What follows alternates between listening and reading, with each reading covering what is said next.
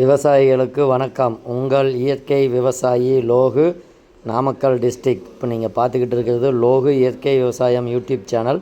இதில் பார்த்திங்கன்னா என்னுடைய அனுபவ பதிவு அனைத்தையும் நம்ம பண்ணிக்கிட்டு இருக்கோம். ஏன் அப்படின்னா விவசாயிகளுக்கு ஒரு புரிதல் வேண்டும். இன்றைக்கி இயற்கை விவசாயத்தில் யாரும் ஜெயிக்க முடியாது, இயற்கை விவசாயத்தில் விளைச்சல் வராது, எடுத்த உடனே நம்ம எதுவும் செய்ய முடியாது அப்படிங்கிறது எல்லா விவசாயிகளுடைய மனசுலேயும் அந்த எண்ணம் இருக்கும். நான் கெமிக்கல் விவசாயத்துலேருந்து இயற்கை விவசாயத்துக்கு மாறி இன்றைக்கி 10 வருஷம் ஆயிடுச்சு. பாருங்கள், இப்போ இயற்கை விவசாயத்தில் பண்ணையில் எனக்கு எந்த அளவுக்கு ஈல்டு கிடச்சிருக்குன்ட்டு, அதே கெமிக்கல் விவசாயத்தில் என்னால் இந்த ஈல்டு எடுக்க முடியல. ஃபஸ்ட்டு ஸ்டார்டிங்கில் வந்துச்சு, கடைசியாக வரல. அப்போ அந்த கெமிக்கலில் நமக்கு அந்த அளவுக்கு சத்து இல்லை. மண்ணில் சத்து இருக்கிற வரைக்கும் தான் அந்த கெமிக்கல் வேலை செய்யுது அப்படிங்கிறத நம்ம நல்லா புரிஞ்சுக்கிட்டோம். இன்றைக்கி என்னுடைய காட்டில் பார்த்திங்கன்னா எந்த பயிர் வச்சாலும் நல்லா வருது. காரணம், புரிதலோட இயற்கை விவசாயம் செஞ்சேன். அதுக்காகத்தான் என்னுடைய அனைத்து பதிவையும், அன்றாட பதிவையும் நான் லோகு இயற்கை விவசாயங்கிற யூடியூப் சேனலில் போடுறேன். பார்த்திங்கன்னா நான் ஆரம்பத்தில் பார்த்திங்கன்னா ஜீவாமிர்தம், பஞ்சகாவியா, மீனமிலா இந்த மாதிரி தான் கொடுத்துக்கிட்டு இருந்தேன். நாட்டு மாடு நம்மக்கிட்ட இல்லாததுனால நாட்டு மாட்டு சாணம் தினம் நம்மளால் போய் எடுத்துகிட்டு போட முடியல. அதுக்காக நாட்டு மாட்டு சாணத்திலிருந்து சாணப்பாசி கரைசல் அப்படின்னு ஒரு திரவத்தை எனக்கு நானே தயாரித்து என்னுடைய காட்டுக்கு நான் பயன்படுத்திக்கிட்டு வரேன். அப்படி பயன்படுத்தி வர்றதில் தான் இந்த விளைச்சல், அதிகமான விளைச்சலை நீங்கள் இப்போ பார்க்கக்கூடியது அனைத்துமே என்னுடைய காட்டில் நான் விளைச்சலில் எடுத்ததை தான் நான் போட்டிருக்கேன். பார்த்திங்கன்னா அந்த சாணப்பாசி கரைசலை வச்சு விவசாயிகளே தயாரிச்சுக்கலாம். ரெண்டாவது, தயாரிக்க முடியாதவங்களுக்கு நம்ம தாய் திரவமும் கொடுக்குறோம். அந்த தாய் திரவத்தை வச்சு 1 லிட்டரை வச்சு 200 லிட்டராக பெருக்கிக்கலாம். அந்த பெருக்கினதை 1 ஏக்கருக்கு நம்ம தண்ணியில் கலந்து கொடுக்கலாம். அப்படி கொடுக்கும்போது பார்த்திங்கன்னா மண் பொதுன்னு ஆகும். மண்ணில் உள்ள சத்து, காற்றுல உள்ள சத்து, சூரிய ஒளியில் உள்ள சத்தெல்லாம் செடிகளுக்கு கிடைக்கும்போது நமக்கு நல்ல ரிசல்ட்டு கிடைக்கும். அப்புறம் மறுபடியும் பார்த்திங்கன்னா அதை வச்சே மீனமிலம் தயாரிக்கலாம். இதுக்கு முன்னாடி மீனமிலமெல்லாம் பார்த்திங்கன்னா 40-50 நாள் ஆகும். சரி நாட்டு சர்க்கரை போடணும். ஆனால் இப்போ சாணப்பாசி கரைசலை வச்சு தயாரிக்கிற மீனமிலம் 10 to 15 நாளையிலேயே தயாராகிடும். நாட்டு சர்க்கரை 3ல் 1 பங்கு இருந்தால் போதும். வாழைப்பழத்தை வச்சு பொட்டாஸ் தயாரிக்கலாம், புண்ணாக்கு வச்சு NPK தயாரிக்கலாம். அது இல்லாமல் பார்த்திங்கன்னா ஒரிஜினல் ஹியூமிக் அதை கொடுக்கறதுனால மண் பொதுன்னு ஆகும். மண்ணில் உள்ள சத்து செடிகளுக்கு கிடைக்கும். மண்ணில் ஆர்கானிக் கார்பன் இன்க்ரீஸ் ஆகும். இந்த மாதிரி செடிகள் நல்லா வளர்ச்சி கிடைக்கும். அப்புறம் கடல்பாசி பவுடர், அதாவது NPKவுக்கு மாற்றாக நம்ம கடல்பாசி பவுடர் பயன்படுத்துகிறோம். அது இல்லாமல் தேங்காய், கடலெண்ணெய், வேப்பெண்ணெய், புங்கெண்ணெய், இழுப்பெண்ணெய், பருத்தி எண்ணெய் எல்லாம் கரைச்சி நம்ம விவசாயத்துக்கும் பயன்படுத்துகிறோம். பூச்சிக்கொல்லியாகவும் பயன்படுத்துகிறோம், பூச்சி விரட்டியாகவும் பயன்படுத்துகிறோம்.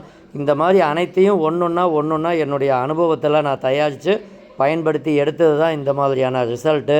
இதெல்லாம் பார்த்திங்கன்னா எந்த ஒரு செலவு ரொம்ப குறைஞ்ச அளவில் நம்மளால் இந்த ஈல்டு எடுக்க முடியுது. அதுக்கு காரணம் என்னன்னு பார்த்திங்கன்னா நம்மளுடைய முயற்சி ப்ளஸ் சாணப்பாசி. வணக்கம். இப்போ நம்ம பார்க்க போகிறது ஹியூமிக், அதாவது மண்ணினுடைய தரத்தை, pH லெவல், அதாவது மண்ணை மண் அப்படின்னு சொன்னோம்னா அதற்கான கார அமிலத்தன்மை எல்லாமே இருக்குன்னு அதை சரி பண்ணுறது இந்த ஹியூமிக் தான்.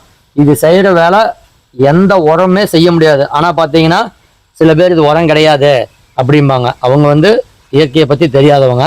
ஏன்னா இது உரம் செய்கிற வேலையை விட அதிகமாக செய்யும்.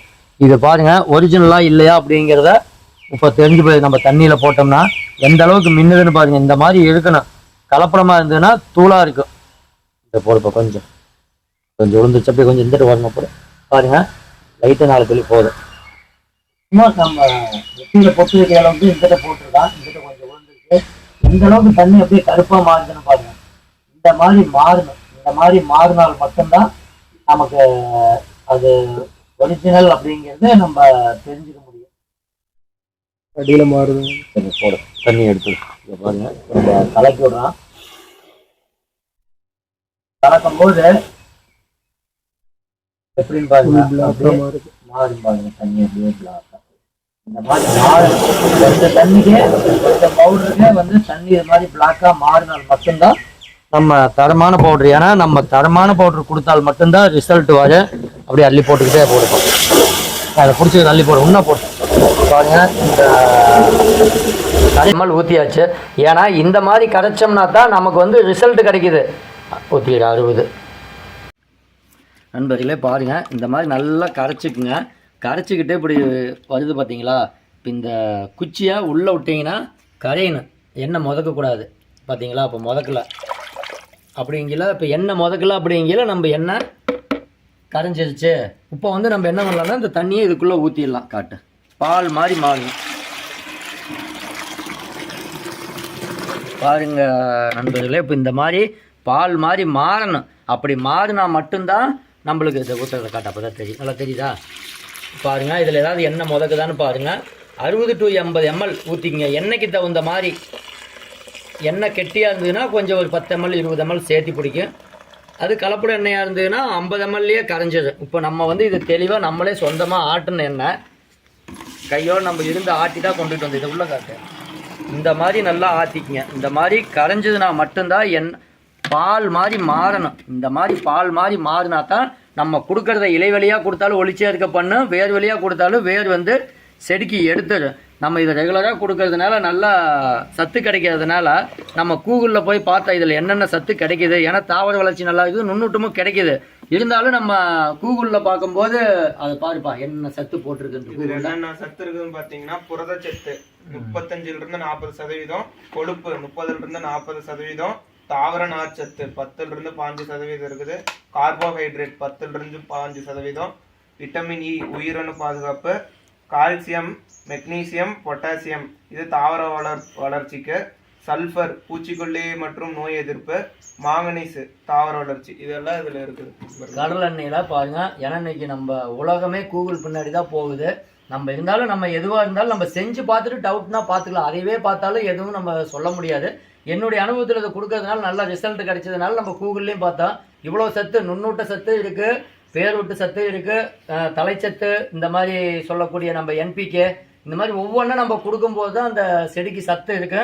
இப்போ வாங்க, நம்ம இதோட இல்லாமல் இன்னும் நம்ம நாட்டு விவசாயிகளுக்கு வணக்கம். இப்போ நம்ம பார்க்க போகிறது பொட்டாஸ் கரைசல். அதாவது பார்த்தீங்கன்னா இது நாள் வரைக்கும் நம்ம கெமிக்கலில் தான் பொட்டாஸ் வாங்கி கொடுத்துக்கிட்டு இருந்தோம்.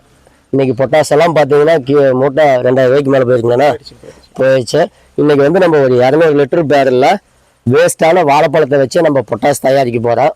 அந்த கடையில் வாங்கக்கூடிய பொட்டாஸ் போடும்போது பார்த்தீங்கன்னா உங்களுக்கு மண்ணுடைய தன்மை கெட்டு போகும், மண்ணில் நுண்ணுயிரி பெருக்க ஏற்படாது. பொட்டாஸ் கொடுக்க கொடுக்க மண் இறுவிக்கிட்டு தான் போகும். அதே நம்ம இந்த வாழைப்பழத்தில் தயாரிக்கக்கூடிய பொட்டாஸ், அதாவது நம்ம சாணப்பாசி கரைசலில் தயாரிக்கக்கூடிய பொட்டாஸை கொடுக்கும்போது நுண்ணுயிரியாக போகும், அதே சமயத்தில் பொட்டாஸ் பாக்டீரியாவாக போகும், அதே சமயத்தில் மண் போதுன்னு இருக்குது. அந்த செடிக்கெல்லாம் எப்பப்போ சத்து தேவை அப்படிங்கிறது அந்த நுண்ணுயிரி மூலிமா செடி எடுத்துக்கு. அதை வந்து நம்ம எப்படி செலவில்லாமல். விவசாயிகளுக்கு வணக்கம். இப்போ பார்த்தீங்கன்னா நம்ம ஒரு 10 வருஷமாக ஒரு இயற்கை விவசாயம் பண்ணிக்கிட்டு வர்றோம். நம்மளுடைய இயற்கை விவசாய அனுபவ பதிவு தான் லோகு இயற்கை விவசாயங்கிற யூடியூப் சேனலில் போடுறோம். அதில் வந்து இந்த சாணக்கரிசலை வச்சு தான் நம்ம எல்லாம் பண்ணிக்கிட்டு இருக்கிறோம். சாணக்கரிசல், ஹியூமிக்கு எல்லாம் வச்சு பண்ணுறோம். இன்றைக்கி இந்த சாணக்கரிசலை வந்து ஸ்ப்ரே பண்ணுறோம். அதாவது இந்த சாணக்கரிசல் அப்படிங்கிறது வந்து நம்ம செடிக்கு வந்து நன்மை செய்யக்கூடியது, மண்ணுக்கு நன்மை செய்யக்கூடியது. அப்படி இதை மோக்கிறத காட்டுப்போம். இதை மோந்துட்டு போய் இந்த சாணக்கரிசல் கொடுக்கறதுனால என்ன நன்மை அப்படின்னு நம்ம ஏகப்பட்ட பேர் பயன்படுத்திட்டு ரிசல்ட் கொடுத்துருக்குறீங்க. அதே நம்ம சேனலில் போட்டிருக்கிறோம். இப்போ இன்றைக்கி வந்து பார்த்திங்கன்னா இந்த சாணக்கரிசலை நம்ம அப்படியே, அதாவது இதை வந்து 10 லிட்டருக்கு 1 லிட்டர் தான் நம்ம கலந்து ஸ்ப்ரே பண்ண சொல்கிறோம். இன்றைக்கி வந்து இந்த சாணக்கரிசலை வந்து அப்படியே இங்கே காட்டுப்பா. அதாவது இப்போ அப்படியே நம்ம கொண்டு வந்து அப்படியே நம்ம இந்த செடிக்கு தொளிச்சு விடுறோம்.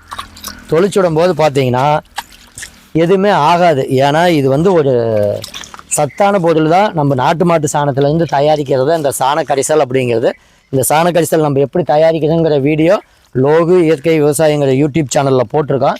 அந்த சாணக்கரிசலை தயாரித்து நம்ம எப்படி பயன்படுத்தணும், எப்படி தயாரிக்கணும், அதை வச்சு நம்ம எப்படி மதிப்பு கூட்டல் பண்ணி அனைத்து நம்ம அதை வச்சு நம்ம தயாரிக்க முடியும். அதாவது நம்ம நாட்டு மாட்டு சாணத்தில் தயாரிக்கக்கூடிய சாணக்கரிசல்லேருந்து 10 to 15 நாளையில் மீனமிலம், நாட்டு சக்கரை பார்த்திங்கன்னா 3ல் 1 பங்கு கொடுத்தோம்னா போதும்.